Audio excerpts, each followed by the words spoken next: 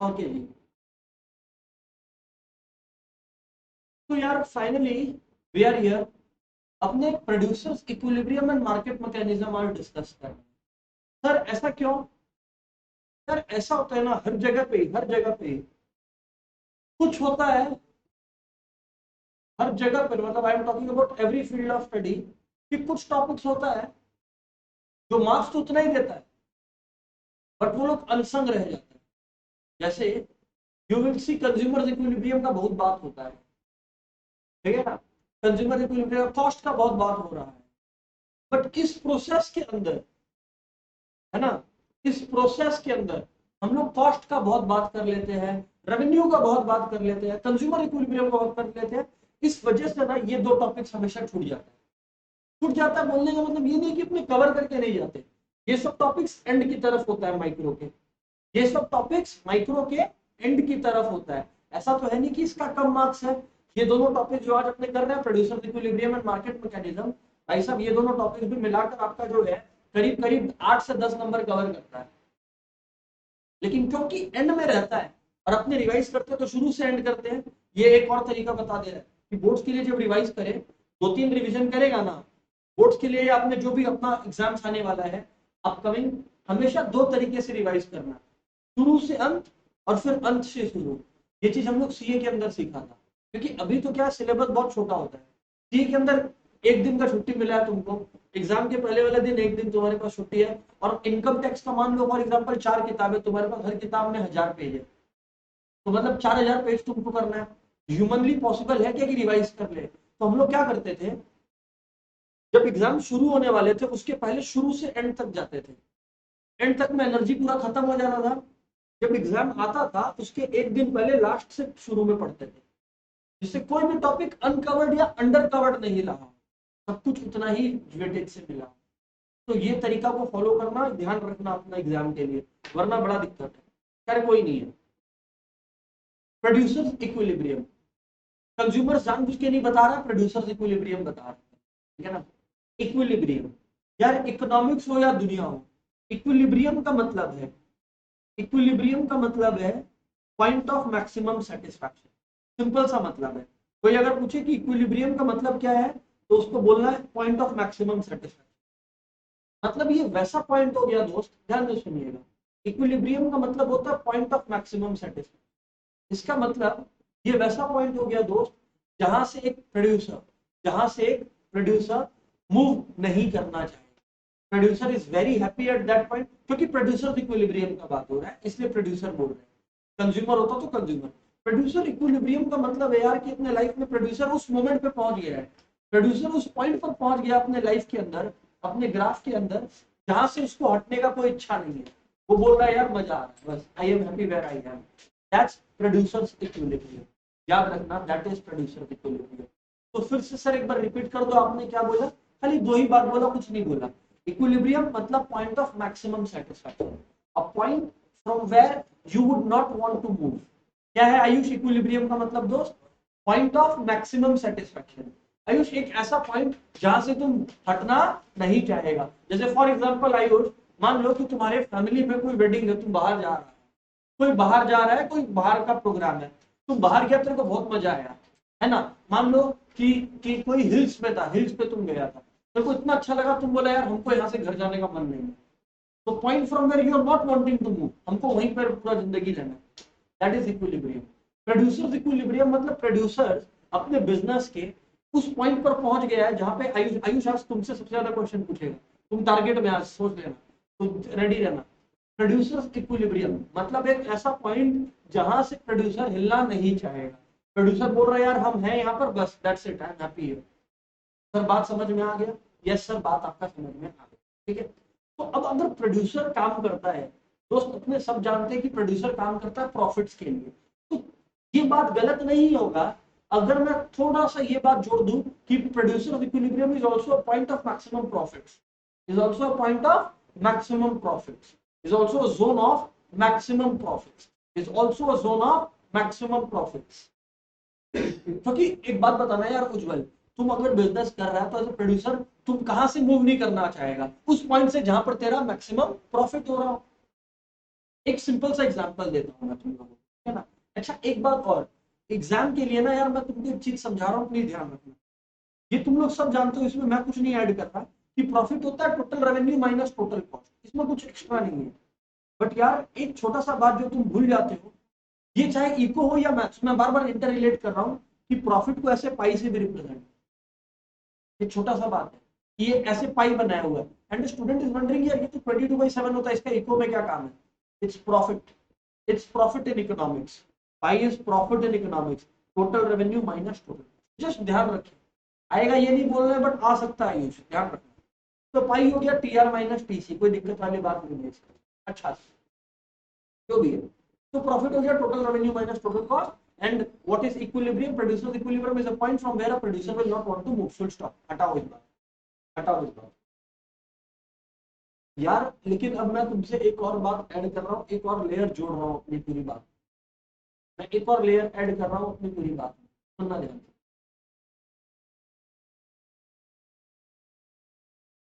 The thing is, economy, पूरा economics एक dichotomous model है। डाइकोटोमस मतलब दो बेसिस पर, दो बेसिस पर बना हुआ। तुम सोच के देख, जब तुम डिमांड पढ़ता तब तुम सप्लाई पढ़ता है, जब तुम कंज्यूमर इक्विलिब्रियम पढ़ता तब तुम प्रोड्यूसर इक्विलिब्रियम पढ़ता है। कंज्यूमर इक्विलिब्रियम को अराइव करने का दो अप्रोचेज होता है, cardinal utility approach, ordinal utility approach. Producer equilibrium के बारे में भी वही सिखाना चाह रहे हैं कि प्रोड्यूसर इक्विलिब्रियम पे अराइव करने का भी अपने पास दो अप्रोच होता है। एक होता है एमआरएमसी अप्रोच, ये दिख रहा है आप लोग को यहाँ पे, और एक होता है अपने लोग का TRTC approach. TRTC approach, total revenue total cost approach. Sir बढ़िया आइडिया यार ये तो, एमआरएमसी अप्रोच और टीआरटीसी अप्रोच।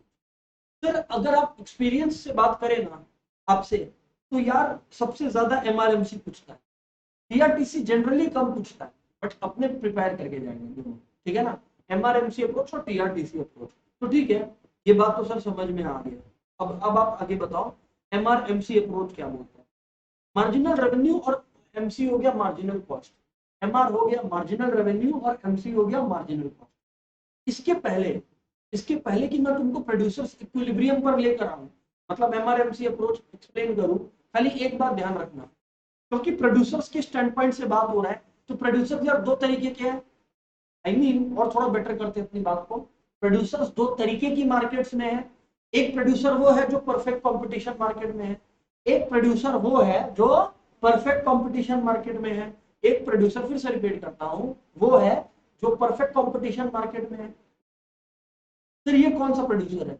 यार ये प्रोड्यूसर जो परफेक्ट कंपटीशन मार्केट में है, ध्यान से सुनना, ये प्रोड्यूसर जो परफेक्ट कंपटीशन मार्केट में है, ये वो प्रोड्यूसर है, ये वो मार्केट है जहां पे प्रोडक्ट का प्राइसेस चेंज नहीं हो सकता, क्योंकि इनफाइनाइट नंबर ऑफ बायर्स है, इनफाइनाइट नंबर ऑफ सेलर्स है, इनफाइनाइट नंबर ऑफ बायर्स है, इनफाइनाइट नंबर ऑफ सेलर्स है। तो कोई भी एक इंडिविजुअल प्रोड्यूसर चाह कर भी अपने प्रोडक्ट का जो प्राइस है वो चेंज नहीं कर सकता, ये बात ध्यान रख लो। हाँ सर ये बात है। और एक होता है दूसरा market, which you call as monopoly market, which you call monopolistic competitive market, simple भाषा में इम्परफेक्ट कॉम्पिटिशन, सिंपल भाषा में इम्परफेक्ट कॉम्पिटिशन। जहां पर अगर तेरे को ज्यादा बेचना है आयुष, परफेक्ट कॉम्पिटिशन क्या होता है दोस्त? जहां पर तुम प्राइस को कांस्टेंट रखना पड़ेगा। अगर उज्जवल है, आयुष है, रिद्धिमा है, सबको ही आप लोग, अगर आप लोग एक प्रोडक्ट को बेच रहे हो, एक प्रोडक्ट को बेच रहे हो, परफेक्ट कॉम्पिटिशन मार्केट में आप लोग सबको सेम प्राइस चार्ज करना है, क्योंकि आप सबका प्रोडक्ट सेम है, जरा सा भी डिफरेंस नहीं है, ठीक है कि नहीं है? It is homogeneous in nature, ठीक है ना। देखो मैं बीच बीच में परफेक्ट कंपटीशन का फीचर्स भी रिवाइज करवा रहा हूँ। Perfect competitive market is homogeneous in nature, मतलब सबको एक ही तरीके का प्रोडक्ट बेच रहा है, इसीलिए सब एक ही तरीके का प्राइसेस चार्ज करेगा। बट खैर, ये हो गया एक मार्केट। दूसरा होता है इम्परफेक्ट कॉम्पिटिशन, जो कि रियल लाइफ में होता है, जहां पर अगर साहब आपको ज्यादा बेचना है अपना प्रोडक्ट को, जहां पर साहब आपको अपना प्रोडक्ट को ज्यादा बेचना है, तो आपको प्राइसेस को यस रिड्यूस करना पड़ेगा, कम करना पड़ेगा। You want to sell more, you will have to reduce the prices. Repeat sir, if you have to sell more, you will have to reduce the prices. अगर आपको ज्यादा बेचना है, आपको प्राइसेस कम करना पड़ेगा। अगर आपको ज्यादा बेचना है, आपको प्राइसेस कम करना पड़ेगा। फुल स्टॉप, फुल स्टॉप, बात खत्म। सही है क्या? हाँ जी साहब सही है। तो यार विथ दैट बीइंग सेड, अभी ध्यान से सुनना, विथ दैट बीइंग सेड, चलो अब अपने एक और लेयर ऐड करते हैं बात। तो मतलब हम लोग जब भी इक्विलिब्रियम निकालेंगे कितने तरीके के मार्केट्स में निकालेंगे, दो तरीके के मार्केट। अप्रोच वही रहेगा, एमआरएमसी अप्रोच या टीआरटीसी अप्रोच, एमआरएमसी अप्रोच या टीआरटीसी अप्रोच, बट दो तरीके का मार्केट्स होगा। कितने तरीके का, दो तरीके का मार्केट्स होगा। एक मार्केट होगा जो कि बेस्ड होगा ऑन व्हाट, एक होगा market based on perfect competition और एक होगा market based on imperfect competition. दोनों में कुल मिलाकर फर्क बस इतना ही है, दोनों में कुल मिलाकर फर्क बस इतना ही है। क्या फर्क है कि यार जब तुम परफेक्ट कंपटीशन का बात करेगा प्राइसेस कांस्टेंट रहेगा, जब तुम इम्परफेक्ट कंपटीशन का बात कर रहा होगा तब प्राइसेस को रिड्यूस किया जाएगा टू सेल में। अब हम लोग आते हैं एमआरएमसी अप्रोच, इसके अंदर एमआरएमसी अप्रोच के अंदर, और दोनों तरीके का मार्केट डिस्कस होगा, चिंता मत करना, दोनों तरीके का। सुनो पहली बात तो यार एमआरएमसी अप्रोच क्योंकि पहले हम लोग डिस्कस कर रहे हैं, एक बार सही होगा कि अपने रिवाइज कर ले एमआर और एमसी का मतलब। देखो मान लो ये क्वांटिटी 1 है, क्वांटिटी 3 है, क्वांटिटी 2 है, ठीक है ना। प्रोडक्ट का प्राइसेस, मैं दो मार्केट्स का बात कर रहा हूं, अभी एक वैसा मार्केट का बात कर रहा हूं जिसमें प्राइस सेम है, क्योंकि मेरे को एमआर समझाना है तुमको यार, समझो प्राइस सेम है तो यार टोटल रेवेन्यू कितना हो गया, प्राइस इनटू क्वांटिटी, 5 रुपया, 10 रुपया, 15 रुपया, टोटल रेवेन्यू यही तो हो गया। क्योंकि टोटल रेवेन्यू मतलब क्या हुआ, मेरे पास टोटल सेल्स वैल्यू कितना है, total revenue is nothing but total sales value, ठीक है सर, ये तो है ही। अब मैं तुमको एक बात याद दिला, मार्जिनल रेवेन्यू, ये बात मैं हर क्लास में, लास्ट दो क्लास में भी बोला था, मार्जिनल वर्ड इकोनॉमिक्स में आया, मतलब एडिशनल मत भूलना, मैं तुम लोग को अंडरलाइन करके लिखाया भी था। मार्जिनल का मतलब एडिशनल होता है, क्या होता है, एडिशनल। तो भैया एक बात बताओ, जब अपने कुछ नहीं बेच रहे थे तो अपना टोटल रेवेन्यू क्या था, 0। जब अपने एक यूनिट बेचा तो मेरा टोटल रेवेन्यू 5 हो गया, तो 0 से 5 मतलब 5 रुपया से बढ़ गया। तो फर्स्ट यूनिट के लिए ये बात ध्यान रखना, फर्स्ट यूनिट के लिए टोटल और मार्जिनल, टोटल और मार्जिनल हमेशा सेम होगा, हमेशा सेम होगा, हमेशा सेम होगा फर्स्ट यूनिट के लिए। बट नॉनदलेस आगे बढ़िए, आगे बढ़िए, जब अपने बात कर रहे होते हैं इसके बियॉन्ड, मतलब जब सेकेंड यूनिट आपने बेचा तो आपका टोटल रेवेन्यू पहले 5 रुपया था, अब टोटल रेवेन्यू बढ़ के 10 रुपया हो गया। तो वो जो सेकेंड यूनिट आपने बेचा उसकी वजह से आपका रेवेन्यू 5 रुपए से फिर बढ़ा, तो यानी कि तो मार्जिनल रेवेन्यू 5 कैसे निकाला, 10 माइनस 5 करके। वैसे जैसे ही आपने थर्ड यूनिट बेचा आपका टोटल रेवेन्यू 15 आया, फिर से 5 से बढ़ा, इसको बोलते हैं marginal revenue. Change in total revenue due to one additional unit sold. What is marginal revenue? Change in, बोलो बोलो, change in total revenue due to one additional unit sold. एक यूनिट तुमने जो एक्स्ट्रा बेचा की वजह से जो टोटल रेवेन्यू में तुम्हारा बदलाव दिखाई पड़ा, उस बदलाव को मार्जिनल रेवेन्यू बोलते। सही है सर, यस। बट अगर आप मार्जिनल कॉस्ट की बात करें हमसे, सेम कॉन्सेप्ट है या I would say similar concept है। मान लो ये 3 लेवल्स है, टोटल कॉस्ट इस लेवल पे 10 है, इस लेवल पे 12, इस लेवल पे 14 है। तो मार्जिनल कॉस्ट का मतलब चेंज इन टोटल कॉस्ट, यानी कि 10 से 12 हुआ तो 2 रुपया, 12 से 14 हुआ तो 2 रुपया। It's a change in total cost, it's a change in total cost, that is marginal cost due to one additional unit, due to, वो जो तुम एक एक्स्ट्रा यूनिट की है ना, उसकी वजह से जो तुम्हारा खर्चा में बदलाव आया उसको बोलते हैं मार्जिनल कॉस्ट, है ना। तो marginal represents the change due to one additional unit. Remember guys, marginal represents the change due to one additional unit, marginal represents the change due to one additional unit, marginal represents the change due to one additional unit, come on, marginal represents the change in total due to one additional unit, सही है ना, yes sir, we got it, moving on, moving on। तो अब with that being said, अब with that being said, चलिए हम लोग आगे बढ़ते हैं और देखते हैं what next, ठीक है ना, ठीक है सर। तो अभी ध्यान से सुनना, एमआरएमसी अप्रोच, यार एमआरएमसी अप्रोच क्या बोलता है, एमआरएमसी अप्रोच बोलता है कि इक्विलिब्रियम का टू कंडीशंस है। एमआरएमसी अप्रोच के अंदर कोई भी मार्केट हो, मतलब ऐसा नहीं है कि परफेक्ट कॉम्पिटिटिव मार्केट के लिए कंडीशन अलग है या इम्परफेक्ट के लिए कंडीशन अलग है। हाँ एक चीज अलग है, हाँ एक चीज अलग है, एक चीज अलग है, परफेक्ट कॉम्पिटिटिव मार्केट के लिए और इम्परफेक्ट कॉम्पिटिटिव मार्केट के लिए एक चीज अलग है। वत्सल ने चार्ट में लिखा, गुड वत्सल, एक्चुअली प्राइस तो अलग है ही, बट दूसरा चीज है डायग्राम।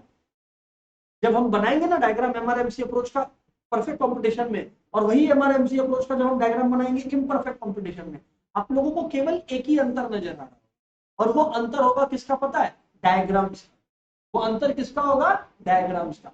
बाकी कोई अंतर नहीं होने वाला है, बाकी कोई डिफरेंस नहीं होने वाला। खैर वापस टॉपिक पर आते हैं। अब हम लोग पढ़ते हैं व्हाट इज एमआरएमसी टेलिंग। तो यार एमआरएमसी अप्रोच के अंदर ना कुल मिलाकर दो बातें होती है कि इक्विलिब्रियम तुम तब अचीव करोगे, आई मीन तुम मतलब प्रोड्यूसर तब इक्विलिब्रियम अचीव करेगा जब दो कंडीशन सेटिस्फाइड हो। जब दो कंडीशन सेटिस्फाइड हो।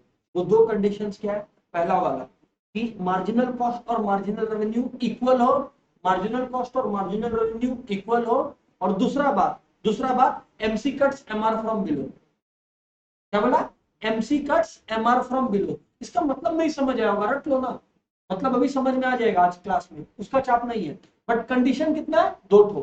पहला condition MC should be equal to MR, MC should be equal to MR, and number two MC cuts MR from below. बस यही है। अगर ये याद हो गया तो मुबारक हो, तुम्हारा 2-3 नंबर तो पक्का हो गया, क्योंकि यही है इसी का नंबर। सर एक्सप्लेनेशन तो दो, आप ऐसे कैसे समझ में आए? क्या है दो कंडीशन आयुष इक्विलिब्रियम का एमआरएमसी अप्रोच के अंदर?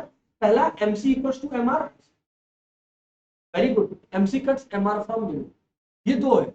सर इसका मतलब नहीं समझ आया, खाली ऐसा फील हो रहा है जैसे रट लिया। ओके कोई बात नहीं, समझ आ जाएगा। अब आओ सर बात।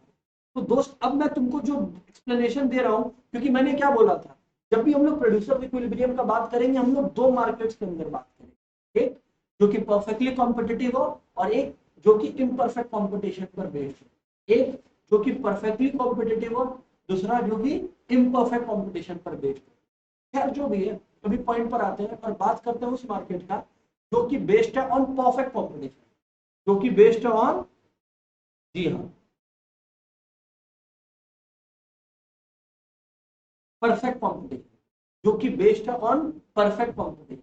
और याद रखना यार, अभी बीच में मैं रोक के बोल रहा हूं, मेरे को भी ध्यान आया कि मेरा हर चीज का, हर चैप्टर का ऑडियो नोट बनाया हुआ है, रेगुलर बैच में डाला हुआ है। एक दो चैप्टर्स का मिसिंग है तो वो मैं कंप्लीट करके डाल दूंगा। सब कोई को क्या करना है, जैसे म्यूजिक का प्लेलिस्ट कंपाइल्ड रखता है ना अपने पास, वैसे भैया ऑडियो नोट का प्लेलिस्ट कंपाइल्ड रखना। ऑडियो नोट्स का प्लेलिस्ट क्यों कंपाइल्ड रखना चाहिए तुमको? क्योंकि जो चैप्टर तुम अदरवाइज रिवाइज करेगा 1.5 घंटे में, उसको मैंने कर दिया 5 मिनट का या 7 मिनट का। की पॉइंट, अटैक अटैक अटैक। तो तुम अगर सुन लिया तो पूरा 2 घंटा में तुम पूरा माइक्रो खत्म कर देगा, पूरा माइक्रो खत्म कर देगा। तो इस वजह से वो ऑडियो नोट्स इंपॉर्टेंट है, तो उसको पूरा प्लेलिस्ट की तरह मेंटेन करके रखना। आई विल रीशेयर, इनफैक्ट मैं भी क्या करूंगा कि मैं भी अपना सारा ऑडियो नोट्स को एक जगह कंपाइल करके आपसे लिंक शेयर कर दूंगा, तो आपको खुद ही वो कंपाइल में मिलेगा, आपका मेहनत बच जाएगा। I will do that, I remember this, ठीक है ना? ओके, तो कब वापस आते हैं टॉपिक। एमआरएमसी अप्रोच चल रहा था जिसमें इक्विलिब्रियम का दो कंडीशन सर आप सिखाए, MC equals to MR and MC cuts MR from below. ये हो गया पहला बात। अब आते हैं दूसरी बात पर। हम लोग सर अभी बात कर रहे हैं परफेक्ट कंपटीशन का। किसका बात कर रहे हैं? Perfect competition. किसका? परफेक्ट कंपटीशन का। तो दोस्त अगर हम लोग बात परफेक्ट कंपटीशन का कर रहे हैं, प्लीज पे अटेंशन दोस्त, अगर हम लोग बात परफेक्ट कंपटीशन का कर रहे हैं तो परफेक्ट कंपटीशन का खास बात है कि इसमें प्राइस कांस्टेंट है। क्या रहता है? परफेक्ट कंपटीशन में प्राइस जो होता है वो कांस्टेंट रहता है। परफेक्ट कंपटीशन में जो प्राइस है वो कांस्टेंट रहता है, फिक्स्ड रहता है। सही है सर। तो अब मैं आपको ये समझा रहा हूँ कि क्योंकि परफेक्ट कंपटीशन में प्राइस कांस्टेंट रहता है, तो आउटपुट जैसे 6 यूनिट तक गया। पर मैं अभी परफेक्ट कंपटीशन का बात कर रहा हूँ, माइंड यू, इम्परफेक्ट में भी आएंगे। तो एमआरएमसी अप्रोच अभी चल के आ रहा है, MRMC with what? Perfect competition. जरा देख लो, producer equilibrium when price remains constant. Price remains constant मतलब परफेक्ट कंपटीशन ही हो गया, ठीक है? अब देखो आप लोग, अब आप लोग देखो यहाँ पर अलग अलग लेवल्स ऑफ आउटपुट है, अलग अलग लेवल्स ऑफ आउटपुट पे प्राइस देख लो, एज एक्सपेक्टेड कांस्टेंट रखा हमने। टोटल रेवेन्यू निकाला हमने, है ना? क्योंकि प्राइस इंटू आउटपुट किया, 1 into 12, 2 into 12, 3 into 12, 4 into 12, 5 into 12 और 6 इंटू 12। यस सर, ये बात तो सही बोला आपने। फिर मार्जिनल कॉस्ट, मार्जिनल कॉस्ट के बारे में आपने देख, I mean total cost. Total cost पहले बढ़ा हौले हौले, पहले बढ़ा हौले हौले, धीरे धीरे बढ़ रहा, बढ़ तो रही है, और फिर जोर जोर से टोटल कॉस्ट बढ़ने लग गया। क्योंकि याद होगा आपको, मार्जिनल कॉस्ट पहले नीचे गिरता है और फिर ऊपर की तरफ भागता है, यू शेप होता है मार्जिनल कॉस्ट का, याद होगा आप लोगों को। नहीं भी है तो अपने हाल फिलहाल में भी कॉस्ट करने वाले हैं तो रिवाइज हो जाएगा। But MC curve U shaped होता था, MC curve U shape due to law of variable proportion, due to law of variable proportion. पर याद रखो अभी कि एमसी कर्व यू शेप्ड होता है। तो जो भी है, अब आप लोग देखो ये है टोटल कॉस्ट का आपके पास डिटेल्स। तो अब आपने एमआर निकाल लिया टोटल रेवेन्यू को सब्सट्रैक्ट करके, आयुष किसको सब्सट्रैक्ट करके, एमआर को, एमआर निकाला टोटल रेवेन्यू को सब्सट्रैक्ट करके, और एमसी निकाला टोटल कॉस्ट को सब्सट्रैक्ट। तो यार अच्छा, अब आप लोग को मैं एक चीज समझाता हूँ। देखो एमआर एमसी अप्रोच के अंदर एमआर इक्वल्स टू एमसी ना जनरली 2 पॉइंट्स पे मिलेगा। कितने पॉइंट्स पर? 2 पॉइंट्स पर। चेक कर लो, जब आउटपुट लेवल 2 यूनिट से चेक कर लो तब एमआर और एमसी इक्वल, और जब 5 यूनिट्स है तब भी एमआर और एमसी इक्वल। तो क्वेश्चन क्या आगे खड़ा होता है सामने कि भैया ये बताओ कि जो प्रोड्यूसर साहब है वो इक्विलिब्रियम कब अचीव करेगा, जो प्रोड्यूसर है वो इक्विलिब्रियम कब अचीव करेगा। देखो यार आपके पास 2 ऑप्शंस है, या तो 2 यूनिट्स पे या तो 5 यूनिट्स पे। अब मैं थोड़ा सा धीमा होकर तुमको लॉजिक एक्सप्लेन कर। मैंने 2 कंडीशन दिए थे तुम्हें, MR equals to MC and MC cuts MR from below. अब इसका लॉजिक तुमको समझाते हैं शांति से। पहला बात तो एमआर इक्वल्स टू एमसी क्यों, इसका मतलब प्रोड्यूसर को यह बोला जा रहा है कि भाई प्रोड्यूसर तेरा जो बनाने का एक्स्ट्रा कॉस्ट है, एक्स्ट्रा क्यों, क्योंकि एमसी का बात कर रहे हैं, तेरा जो बनाने का एडिशनल कॉस्ट है विच इज मार्जिनल कॉस्ट, तुम तब तक बेच जब तक जितना में बना रहा है एक्स्ट्रा यूनिट को उतना में ही बेच पा रहा है कम से कम। ज्यादा में बेच पा रहा है तब तो सोच भी मत, नहीं समझ आया, ज्यादा में बेच पा रहा है तो सोच भी मत, तब तो तेरे को बनाना ही चाहिए। लेकिन अगर एक्स्ट्रा यूनिट, एक एग्जांपल समझ, एक्स्ट्रा यूनिट बनाने का तेरा 5 रुपया लग रहा है, अगर एक्स्ट्रा यूनिट को 6 रुपया में बना बेच पा रहा है तब तो वेरी गुड, तब तो तुम्हारा जो एमआर है वो एमसी से ग्रेटर है, क्योंकि एमआर है तुम्हारा 6 रुपया और एमसी है तुम्हारा 5 रुपया। इक्विलिब्रियम का अप्रोच और इकोनॉमिक्स का अप्रोच क्या है, इकोनॉमिक्स का अप्रोच समझना। इकोनॉमिक्स का अप्रोच है कि यार अगर तुम एक्स्ट्रा यूनिट, एक नॉर्मल आदमी और इकोनॉमिक्स में भी फर्क देखना। एक नॉर्मल आदमी को बोलेगा तुम कि भाई हम एक्स्ट्रा यूनिट बना भी 6 रुपया में रहा है और बेच, या 5 रुपया में रहा है और बेच भी 5 में रहा है, तो वो आदमी बोलेगा है तो बना क्यों रहा है, छोड़ दे बनाना, क्योंकि तुम एक्स्ट्रा यूनिट बनाया भी 5 में और उसको बेचा भी 5 में। इकोनॉमिक्स बोलता है कि भाई पागल है क्या, प्रोडक्शन कंटिन्यूड रख वरना तुम मार्केट से ही आउट हो जाएगा। अगर तुम अगर तुम फ्लो के साथ चलते रहेगा ना तो एक दिन आ जाएगा जहां पर तुम एक्स्ट्रा प्रॉफिट भी कमांड कर पाए। समझ में आया? तो इकोनॉमिक्स बोलता है कि इट इज ऑलवेज एडवाइजेबल कि बनाओ।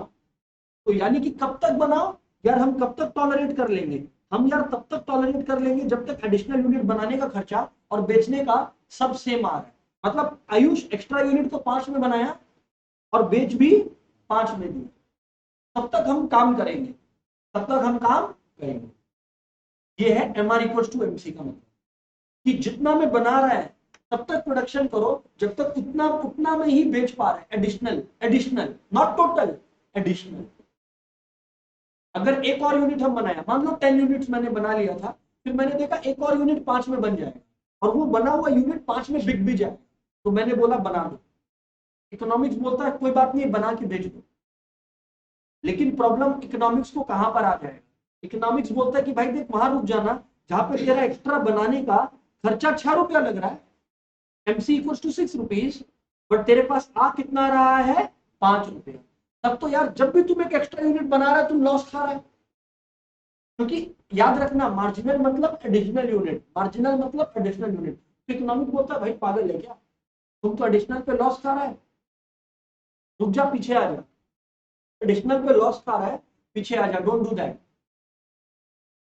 दैट्स व्हाट इट इज कि मार्जिनल कॉस्ट अगर मार्जिनल रेवेन्यू को एक्सीड कर गया, मार्जिनल कॉस्ट अगर मार्जिनल रेवेन्यू को एक्सीड कर गया तो डिसएंगेज। डिसएंगेज का मतलब है भैया भाग ले वहां से, मत करो प्रोडक्ट।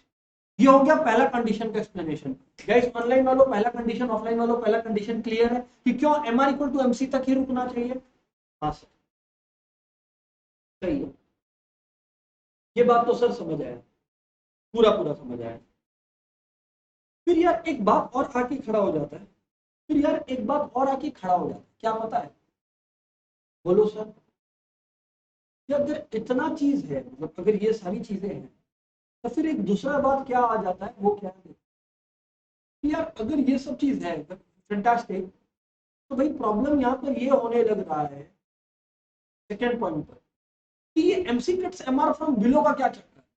बुद्धि लगाओ, तुमको अब ये दिखाते हैं, यहाँ पर देखना MC cuts MR from below क्यों। क्योंकि देखो एमआर कर अगर प्राइस कांस्टेंट है तो एमआर भी कांस्टेंट होगा। अरे देखो ना बाबा, प्राइस अगर कांस्टेंट है तो मार्जिनल रेवेन्यू भी कांस्टेंट है हर लेवल पर। तो यानी कि एमआर कर्व स्ट्रेट लाइन होता है परफेक्ट कंपटीशन में, और MC curve law of variable proportion की वजह से यू शेप होता ही है, तो यू शेप हो गया। अब यार जो आपने देखा था और आपने नोटिस किया था कि एमआर और एमसी दो जगह पे इक्वल हो रहा है, ये और ये, यानी कि Q1 लेवल पर और Q लेवल पर, तब तो इकोनॉमिक्स के हिसाब से दोनों जगह इक्विलिब्रियम होना चाहिए। गलत, बेवकूफ बन जाओगे अगर पहला पोजीशन पे रुक गए तो। पहला पॉइंट इक्विलिब्रियम नहीं है, क्यों पता है? क्योंकि पहला पॉइंट में हुआ क्या, तुम देखो मार्जिनल कॉस्ट मार्जिनल रेवेन्यू से ऊपर था, है ना, मार्जिनल कॉस्ट मार्जिनल रेवेन्यू से ऊपर था शुरुआत में, तुम और प्रोडक्ट्स बनाए और मुश्किल से वहां पहुंचे जहां एमआर इक्वल्स टू एमसी हुआ। अब तुम बोल रहे हम बिजनेस बंद कर रहे हैं, हम और आगे प्रोडक्शन नहीं करें, तो पागल हो गया तुम। मतलब बोल रहा है कि हम इतना दिन से लॉसेस खा रहा था, आज फाइनली हम उस दिन पे पहुंच गया जहां पर अब हम लॉस नहीं खा रहे हैं। मम्मा विल बी सो प्राउड, हम बंद कर रहा बिजनेस, हम घर जा। पागल हो गया तुम। अब तो टाइम आया है बेनिफिट उठाने का, अब टाइम आया है एडवांटेज लेने का। तो आगे बनाएगा कि नहीं बनाएगा? क्योंकि अभी तक तो एडिशनल कॉस्ट ग्रेटर था एडिशनल रेवेन्यू से, अब आगे प्रोडक्शन का। अब देख तुम उस मोमेंट पे पहुंच गया यहाँ पे तेरा एडिशनल रेवेन्यू यानी कि मार्जिनल रेवेन्यू, देख मार्जिनल कॉस्ट से ऊपर है, कॉस्ट नीचे है, रेवेन्यू ऊपर। अरे यार हमको तो इसका एडवांटेज लेना होगा ना, मैं प्रोडक्शन तब तक करते रहूंगा जब तक मेरे को ये एडवांटेज मिल रहा है। लेकिन फिर मैं देख रहा हूँ यार मार्जिनल कॉस्ट फिर से बढ़ने लग गया है एक लेवल के बियॉन्ड, क्योंकि कॉस्ट जब मशीन्स ओवर यूटिलाइज हो जाएंगे तो पर यूनिट कॉस्ट फिर भागेगा ऊपर एक्स्ट्रा, तो जब वो बढ़ने लग जाएगा, अब मैं देख रहा हूं कि वापस से क्या होने वाला है, एमआरएमसी हो गया। अब इसके बियॉन्ड का फ्यूचर क्या है, हमेशा फ्यूचर देखो। नहीं समझ आया? आज अगर मान लो कि आपने एक बिजनेस स्टार्ट किया, ऐसे कर समझते हैं, जनरल लाइफ को समझते हैं ना। आज अगर आपने एक बिजनेस स्टार्ट किया, आपको फ्यूचर में दिख रहा है कि और हम प्रॉफिट्स कमाएंगे, आज हम ब्रेक इवन पे पहुंच गए, तो तुम आज रोक देगा कि आगे बिजनेस करेगा? आगे बिजनेस करेगा।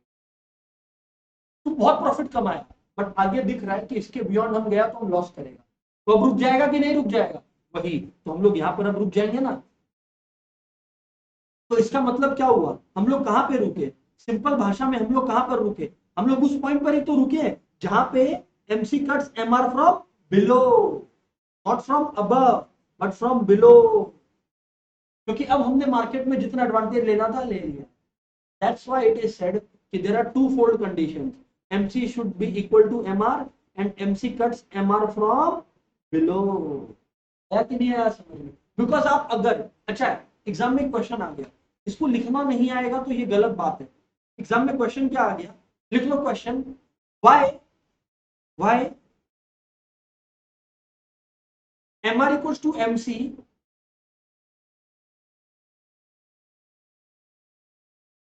seen as double E and seen still not considering still seen as double E and seen still not considering first point as the equilibrium point, first point as the equilibrium point where MR equals to MC, where MR equals to MC। मतलब first point को equilibrium क्यों नहीं बोल रहे हो simply? Yes, तो अपने को लिखना है आंसर में कि if we call the first point as equilibrium, if we call the first point as equilibrium,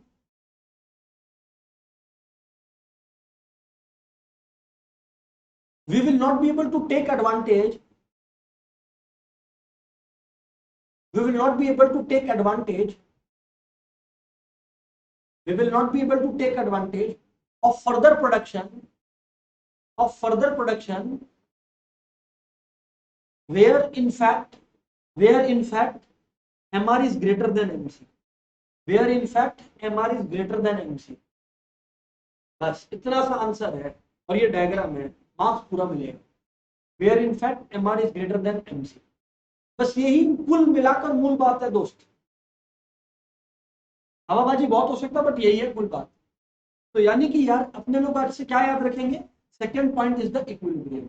equilibrium quantity क्या है, the quantity at that level is equilibrium quantity, but the point is that K1 is the equilibrium point, not the Q. Q is an equilibrium quantity, yes, but it's not the equilibrium point. K is the equilibrium point, friends. K is the equilibrium point here. Sir बात तो देखो आपका समझ में आता है ना, very good, very good, ये है सर। लेकिन अब आता है दूसरा दुनिया। सर आप डायग्राम बदल दिए सर। प्रकृति पूछ रही है sir how is M R equal to A R. Okay Prakriti ने ये पूछ लिया तो बताते हैं। प्रकृति देखो परफेक्ट कंपटीशन है, प्रकृति क्या है बोलो, परफेक्ट कंपटीशन है, यस और नो प्रकृति, ठीक है सर। तो यार अगर ऐसा है, अब अगर प्रकृति बोलती है यस सर बात सही है, प्रकृति मान लो प्राइस आपका 5 रुपया 5 रुपया 5 रुपया, ठीक है कि नहीं है, सुनना बात को, क्वांटिटी 1 यूनिट है, 2 यूनिट है, 3 यूनिट है, ठीक है ना। तो यार प्रकृति टोटल रेवेन्यू क्या हो गया आपका 5 into 1 5, 5 into 2 10, 5 into 3 15। हाँ या ना बोलिए मैडम। हाँ सर बात सही है। अब इनका क्वेश्चन था कि भैया एवरेज क्या होता है। एवरेज का मतलब हमेशा पर यूनिट कॉस्ट होता है। यार प्रकृति कोई भी चीज का एवरेज होता है total revenue by quantity, yes और नो। हाँ ना बोलिए मैडम। सर सही है। तो यार अब आप अगर एवरेज रेवेन्यू निकालिएगा तो टोटल रेवेन्यू बाई क्वांटिटी कीजिए तो 5/1 5, 10 divided by 2 5, 15 by 3 5। ओ इसलिए मैंने आप लोग सबको सिखा रखा है कि प्राइस और एवरेज रेवेन्यू हमेशा सेम होता है। प्राइस और कुछ नहीं, एवरेज रेवेन्यू ही है, चाहे प्राइस कांस्टेंट रहे या नहीं रहे। इसमें तो परफेक्ट कंपटीशन से भी कोई मतलब नहीं है। यार प्रकृति क्लियर है क्या बात। Average revenue per unit cost होता है, पर यूनिट प्राइस होता है। हाँ या ना बोलिए जी। सर सही है। Average is nothing but total by quantity. Simple है यार कोई भी चीज का एवरेज। ओके हाँ सर ये सब समझ में तो आ गया। एक minute, our friend has a question, Rishi is telling sir ये सब समझ में तो आ गया पर एग्जाम में लिखेंगे कैसे। मतलब पहले condition, then table, then graph and then जो आप अभी लिखा है। अच्छा समझ गया ऋषि तेरा क्वेश्चन, ठीक है। सिंपली स्पीकिंग सर प्रेजेंटेशन बता दीजिए। भाई देख प्रेजेंटेशन ऐसा ऋषि की पहले देख लो क्वेश्चन क्या पूछा है। Describe producer equilibrium using MRMC. तो तुम बोल दोनों अप्रोच के बारे में कि नंबर 1 एमआर द कंडीशन, सबसे पहले कंडीशन लिख के नंबर उठा लो। Condition of MRMC approach is MC equals to MR number 1 and number 2 MC cuts MR from below. Good. अब बोलो कि there are 2 kinds of words, perfect and imperfect.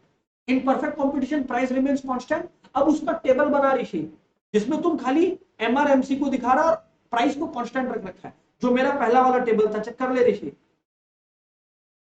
पहला वाला टेबल था जो। फिर उसके बाद बता, फिर उसके बाद ये डायग्राम बना और फिर बताना कि ये इक्विलिब्रियम पॉइंट है, क्यू है इक्विलिब्रियम क्वांटिटी और आर है इक्विलिब्रियम पॉइंट, और फिर ये वाला टेबल और इसका डायग्राम। लेकिन जनरली ये लोग बोल देता है प्राइसेस आर कांस्टेंट, जिससे तुम्हारा आंसर थोड़ा छोटा हो जाए। बट अगर नहीं बोला तो ऋषि तेरे को दोनों अप्रोचेस का दोनों डायग्राम देना। ऋषि अब बात समझ में आ गया क्या। और एक बात बताए, एक सिंपल में बात खत्म करेंगे। एक तो तुमको ग्लैमर वाला बात बता दिया जिससे तुमको लगेगा हाँ सर के पास एक्सपीरियंस है, बट एक फैक्ट बताए एग्जाम में उतना प्रेजेंस ऑफ माइंड नहीं रहेगा। सिंपल ट्रिक है, सब कुछ पढ़ के जा, 4 नंबर का क्वेश्चन है सब लिख दे, खत्म। उसको नंबर देना पड़ेगा। मेरा तो आज तक ऐसा नहीं हुआ नंबर गया कभी, ऐसा कभी भी नहीं हुआ और आगे भी नहीं हो सकता, बस ये ध्यान, ठीक है कि नहीं है। Okay sir. तो यार ये कुल मिलाकर चीज है। आगे बढ़ते हैं आगे बढ़ते हैं आगे बढ़ते हैं, ठीक है कि नहीं। अब पॉइंट पर आओ, पॉइंट पर आओ, वापस पॉइंट पर आओ। अब देखो इधर पे ये हम लोग कौन सा दुनिया में आ गए हैं, इम्परफेक्ट कंपटीशन को। क्योंकि देखो यहाँ पे मैं बेचने के लिए प्राइस को रिड्यूस कर रहा हूँ, है एमआरएमसी अप्रोच के अंदर ही दोस्त। हेलो दोस्तों, है अपने एमआरएमसी अप्रोच के अंदर ही, but prices are reduce to sell more. तो अब देखो 1 into 8 8, 2 into 7 14 है जी, 3 into 6 18, 4 into 5 20, 5 into 4 20। यार प्रकृति आप ध्यान रखना कि प्राइस और एवरेज रेवेन्यू सेम ही होता है, कुछ अलग नहीं है, चाहे परफेक्ट कंपटीशन हो चाहे इम्परफेक्ट हो, कोई फर्क नहीं है। अब टोटल कॉस्ट का सेम बिहेवियर लिख दिया हमने, अब मार्जिनल रेवेन्यू लिखा और मार्जिनल कॉस्ट लिखा चेंज करके। अब यार याद रखना, अच्छा जब भी मार्जिनल कॉस्ट लिखे, हेलो एवरीबॉडी, याद रखना टोटल कॉस्ट ऐसा लिखना कि मार्जिनल कॉस्ट पहले गिरे और फिर उठे, फिर उठे। मार्जिनल रेवेन्यू कॉन्स्टेंटली गिर रहा होता है, क्यों? क्योंकि हर एक्स्ट्रा यूनिट को तुम लेसर प्राइस पे बेच रहा होता है, यस और नो? तो मार्जिनल रेवेन्यू कॉन्स्टेंटली गिरेगा, बट मार्जिनल कॉस्ट जो है वो हमेशा यू शेप का रहेगा, हमेशा यू शेप का रहेगा। हाँ, मार्जिनल रेवेन्यू कांस्टेंट कब था? जब हम लोग परफेक्ट कंपटीशन में थे, तब एमआर कांस्टेंट था, स्ट्रेट लाइन था। Yes, because every additional unit was sold at the same price, but यहां तो we are reducing the price to sell more, meaning each additional unit is sold at a lesser price. Yes sir, so MR constantly falling line होगा। दिखा क्या? देख लीजिए यहाँ पे diagram में, और एमसी कर्व आपका यू शेप निकल कर आ गया। अगेन यहाँ पर दोनों इक्वल कितना पोजीशन पे हो रहा है? 2 पॉइंट पे। एक है आयुष, मान ले ये पॉइंट ए, और एक है ये मान ले पॉइंट बी। उज्जवल हम लोग को शॉट शेयर कर, उज्जवल एमआर और एमसी तो देख 2 जगह हो रहा है इक्वल, एक ए पर भी और एक बी पर भी। उज्जवल इक्विलिब्रियम कौन सा होगा? Absolutely yes, Ujjwal is telling B, is correct, is correct, B पर, and equilibrium quantity is M. तो ये लॉजिक तो सेम ही रहा, दोस्त लॉजिक तो सेम ही रहा ना गाइस। ऑनलाइन वालों, did you get it? Did you get it यार? सर सही है, हाँ सर सही है। अब आते हैं टीआरटीसी अप्रोच पे। आप टीआरटीसी अप्रोच पर आते हैं, टीआरटीसी अप्रोच पर आते हैं कि नहीं है? टीआरटीसी अप्रोच पर। अब यार इसमें ना आप लोग देख लेना, ऐसा क्वेश्चन आ सकता है, ऐसा क्वेश्चन आ सकता है। अगर एग्जाम में आपको परेशान करना है ना टीचर को, वो एक ऐसा क्वेश्चन दे सकता है ना, on the basis of following data determine producers equilibrium through MRMC approach और गिव रीजन व्हाई। आयु समझ आया? तो अब यार हम लोग कैसे इसका आंसर देंगे, रिद्धिमा जरा ध्यान देना। देखो आउटपुट दिया हुआ है 7, महक यस और नो? 7 आउटपुट दिया हुआ है, महक प्राइस कांस्टेंट रखा हुआ है, और टोटल कॉस्ट आप लोगों को ये दिया, यस और नो जी? अब आपने करना क्या है? आपने टोटल रेवेन्यू निकालना है। आपने करना क्या है? आपने टोटल रेवेन्यू निकालना है। मैं ये कह रहा हूं आपको कि ये आपका आउटपुट लेवल और ये आपका प्राइस लेवल है। आपको ये टोटल कॉस्ट दिया हुआ है, लेट इट बी।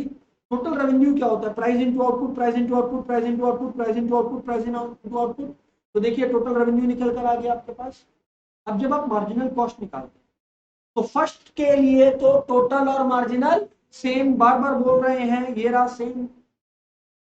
सेकंड में क्या होता है? चेंज देखा जाता है, ये 24 से बड़ा, ये 22 से बड़ा, ये 20 से बड़ा, ये 23 से बड़ा, 24, 26, ये एमसी हो गया। और एमआर में भी चेंज, टोटल रेवेन्यू में देखो अगेन 24 24 सेम है। फर्स्ट यूनिट के लिए टीआर और एमआर सेम है। उसके बाद देख आयुष, 24 से बड़ा आयुष भाई, देखिए 24 से बड़ा, ये फिर 24 से बड़ा, फिर 24 से बड़ा, तो so on and so fourth.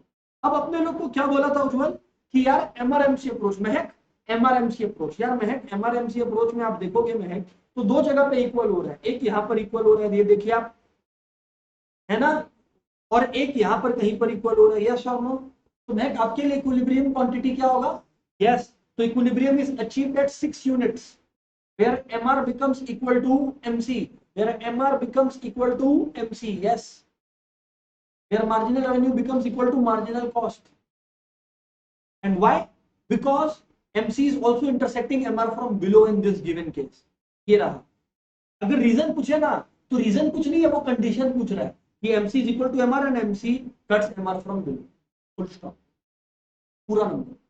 तो एक न्यूमेरिकल भी सॉल्व किया, अपने लोग समझ में आ गया कि what is the spirit of the question, ठीक है ना? नॉनदलेस टीआरटीसी अप्रोच पे आते हैं। टीआरटीसी अप्रोच क्या होता है? देखो यार एक चीज समझना, आज अगर मैं total revenue minus total cost किया, तो जो प्रॉफिट आएगा वो पर यूनिट आएगा कि टोटल आएगा? भाई क्या बात कर रहे हो? Total revenue minus total cost करेगा तो प्रॉफिट भी तो साहब, yes absolutely, thank you, total आएगा। तो भैया टोटल प्रॉफिट आएगा, टोटल प्रॉफिट आएगा। With that being said, come on friends, with that being said, TRTC approach के बीच का जो मैक्सिमम गैप है उसको टोटल प्रॉफिट बोलते हैं। यस, टीआरटीसी अप्रोच के बीच का जो गैप है उसको टोटल प्रॉफिट बोलते हैं। सर मैं आपको क्या कहने लग रहा हूँ, मैं आपको क्या कहने लग रहा हूँ कि यहाँ पर टीआरटीसी अप्रोच के बीच का जो गैप है उसको टोटल प्रॉफिट बोलते हैं। अब आप लोग को एक चीज समझने का, सर बोलो सुन रहे हैं हम लोग क्या, टीआर प्रॉफिट होता है टीआर माइनस टीसी, प्रॉफिट होता है TR minus TC, which is very good, profit होता है टीआर माइनस टीसी। तुम क्या चाहेगा, इक्विलिब्रियम कहां अचीव होगा, जहां पे टोटल प्रॉफिट मैक्सिमम होगा, जहां पे टोटल प्रॉफिट, अरे इक्विलिब्रियम मतलब जहां पे प्रोड्यूसर को सबसे ज्यादा मजा आ रहा है, सबसे ज्यादा मजा कहां आएगा, जहां टोटल प्रॉफिट मैक्सिमम होगा। अच्छा मैं तुमसे एक सवाल पूछता हूँ, मान लो एक प्रोड्यूसर है, उसका 3 यूनिट्स पे भी टोटल प्रॉफिट 9 रुपया है, 4 यूनिट पे भी 9 रुपया, ठीक है। इसके बियॉन्ड, अगर ये इसके बियॉन्ड बेचाना तो इसका टोटल प्रॉफिट गिरेगा ही, बढ़ेगा नहीं, और इसके पहले भी कम था। सिंपली स्पीकिंग जो मैक्सिमम प्रॉफिट है वो 9 रुपया, मैक्सिमम प्रॉफिट है वो 9 रुपया, मैक्सिमम मतलब मैक्सिमम टोटल प्रॉफिट। मेरा तुम्हारे से क्वेश्चन है कि ये मैक्सिमम प्रॉफिट तो 3 यूनिट पर भी अचीव हो जा रहा है, 4th यूनिट पर भी अचीव हो जा रहा है। गाइस मेरा एक सिंपल सा क्वेश्चन है आप लोग से, मेरे को बताना कि प्रोड्यूसर कहां पर इक्विलिब्रियम अचीव करेगा, 3 पर कि 4 पर। वेरी गुड ऋषि, आज ही बताया, आज ही बताया। तुम लोग आलस लेकर सोचते 9 रुपया हो तो गया सर, चौथा क्यों बनाना, क्या बोला था, जितना ज्यादा बेच सके बेच दे, बोला था ये बात आज ही। फिर देख फंडामेंटल से कैसे हिल गया। इकोनॉमिक्स बोलता है अगर हम सेम लेवल पर है, ज्यादा बेच कर भी ना तो ज्यादा बेच ले, तो ज्यादा बेच ले। सिंपल सा बात है, हम तुमसे एक बात करते हैं, एक तुम लोग को क्वेश्चन देते हैं, तुम लोग आंसर देना, ठीक है। तुम लोग का एक, मान लो मिठाई का दुकान है, ठीक है कि नहीं है, तुम लोग का एक मिठाई का दुकान, ठीक है कि नहीं है, बर्फी बर्फी बेचते हो तुम लोग। तुमको पता है कि तुम 100 बर्फी को 100 बर्फी को 100 बर्फी से तुम्हारे पास मान लो 100 कस्टमर आए, सबको एक एक बर्फी लेने, तुम 100 बर्फी को बेचोगे तो 500 रुपया का टोटल प्रॉफिट, बट 100 लोग तुम्हारा प्रोडक्ट खरीदेंगे, कितने लोग, 100 लोग। दूसरा केस, तुम बर्फी पे डिस्काउंट निकालो, तुम अब भी टोटल प्रॉफिट 500 कर पाओगे, 500 से ज्यादा कर नहीं पाओगे, लेकिन इस बार तुम्हारे प्रोडक्ट को 200 लोग खरीद लेंगे। कौन सा केस बेचना करना चाहोगे, अभी तो सेकंड बोल दिया, पहला वाला क्यों नहीं बोला, तुम ज्यादा लोगों को एक्सपोज कर पाएगा अपना प्रोडक्ट, तो वैसे ही तुम ज्यादा प्रोडक्ट अपना बाजार में उतार पाएगा। हमेशा अगर दो चीज इक्वल हो तो इकोनॉमिक्स में याद रखना हमेशा बाद वाला आंसर होगा, इक्विलिब्रियम का हमेशा बाद वाला आंसर होगा।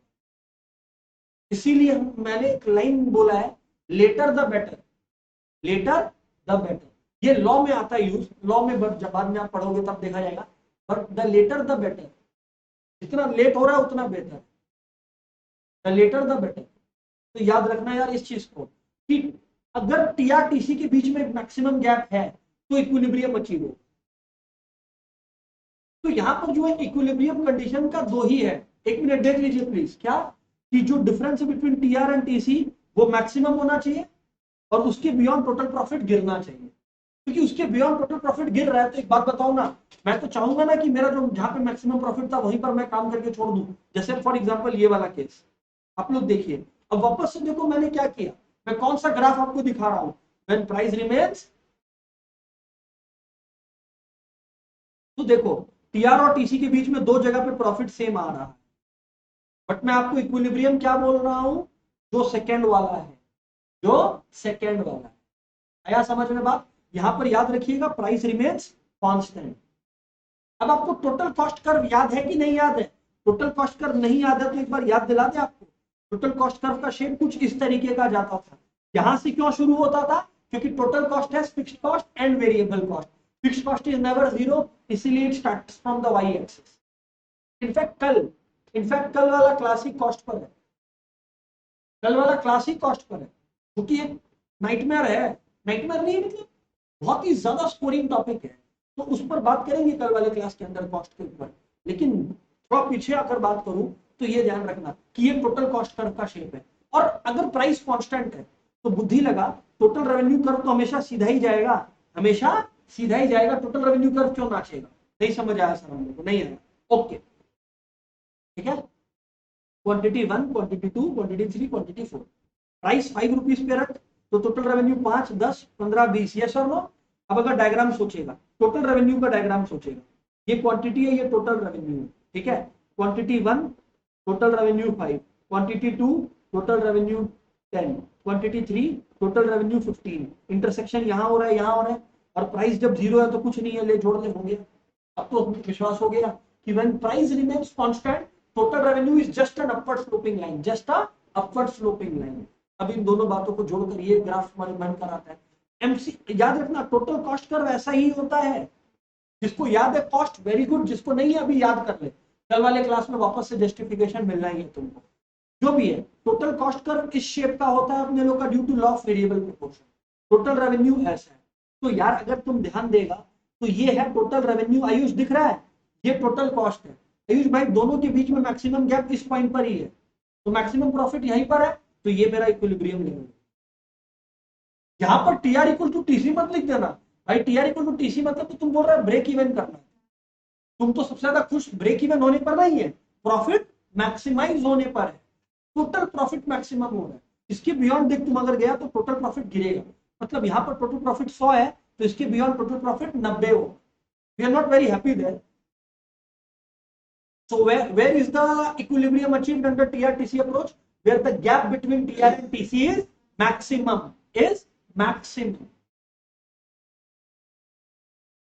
अच्छा guys, everybody crystal clear, yes or no? एक बार फिर से बता दे रहा हूँ, TR-TC अप्रोच के अंदर, फिर से रिपीट कर दे रहा हूँ, TR-TC अप्रोच के अंदर इक्विलिब्रियम कहाँ अचीव होगा, फिर से रिपीट कर दे रहा हूँ, TR-TC अप्रोच के अंदर इक्विलिब्रियम कहाँ अचीव होगा वो रिपीट कर दे रहा हूँ, जहां पे TR और TC के बीच का जो गैप है वो मैक्सिमम हो। क्यों?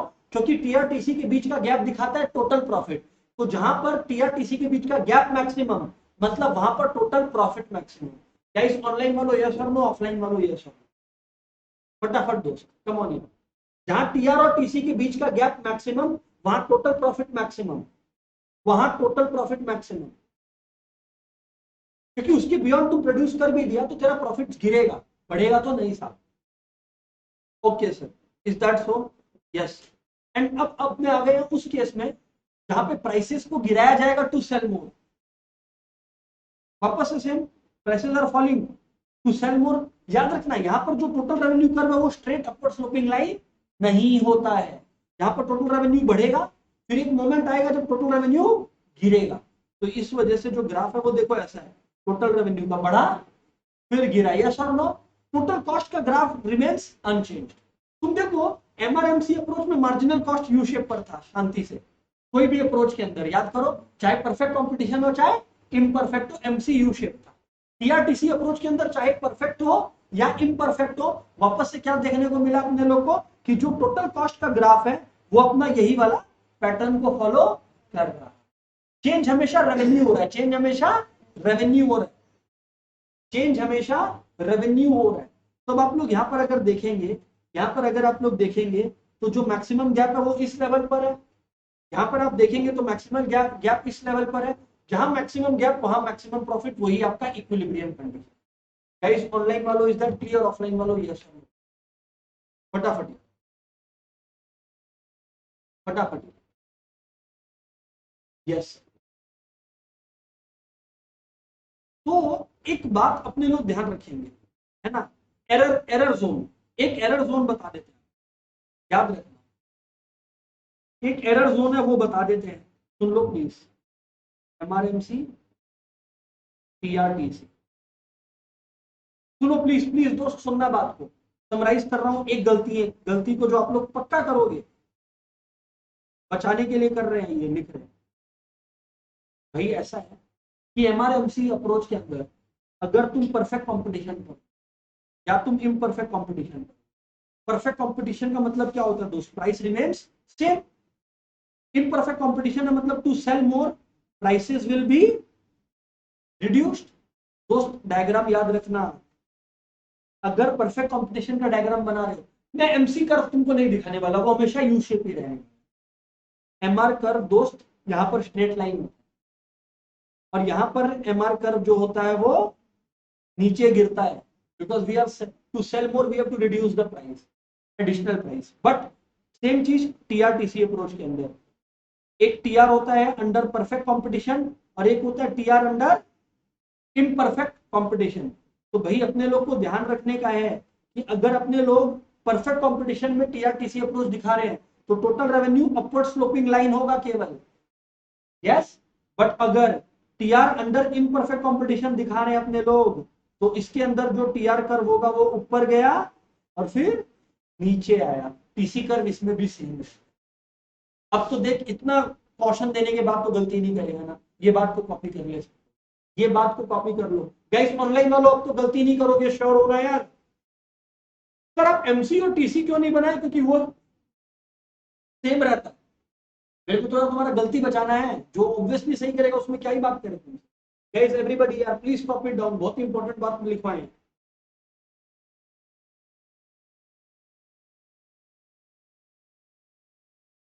प्लीज उतार लेना यार इस चीज को। ऑब्वियसली एमसी वाला सेम रहेगा तो नथिंग डूइंग देयर। बढ़िया बढ़िया बढ़िया। अच्छा, एक मैडम का क्वेश्चन है सर, टीआरटीसी का दो कंडीशन था। पहला तो आपने बोला था gap between TRTC is maximized which is total profit is maximum. Sir second condition क्या था कि जिस लेवल पर मैक्सिमाइज हो रहा है beyond that profit should fall.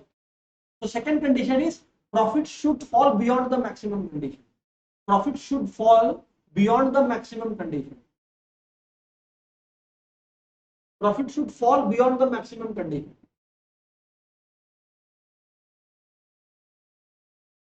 हाँ जी, होल्ड ऑन गाइस, ये अपने प्रोड्यूसर्स इक्विलिब्रियम का वन शॉट हो गया।